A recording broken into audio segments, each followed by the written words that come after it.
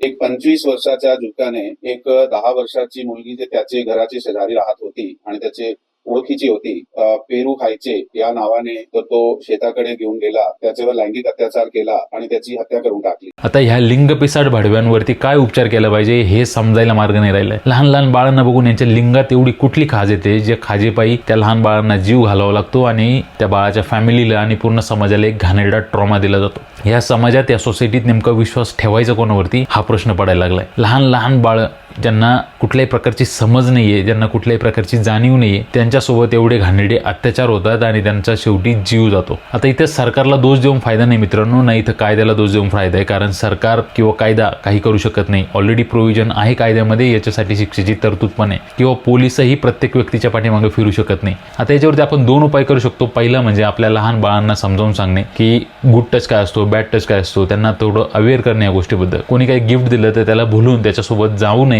हे त्याला समजावून सांगणे इम्पॉर्टंट आहे. दुसरी गोष्ट म्हणजे आपल्या सोबत आपल्या सभोवताली की जे लहान मुलींबद्दल विकृत विचार ठेवत असतील, महिलांबद्दल विकृत विचार ठेवत असतील, घाणेरड्या कमेंट्स पास करत असतील किंवा आपल्याला समजतं की समोरच्या व्यक्तीची मेंटॅलिटी काय, त्यावेळेस त्या व्यक्तीला तिथंच कानपट फोडणं, तिथंच त्याला थांबवणं. या 2 गोष्टी केल्या तर भरपूर सारा फरक या गोष्टी थांबवण्यात पडेल. नसरापूरची घटना होऊन 5-6 महिने झालेत, त्याच्यानंतर हा प्रकार म्हणजे ह्या लोकांना कुठल्याही प्रकारचा धाक राहिलेला नाही. यांना जागेवर ठेचलं पाहिजे, पण आपण संविधानानुसार चालतो, कायद्यानुसार चालतो म्हणून काही करता येत नाही.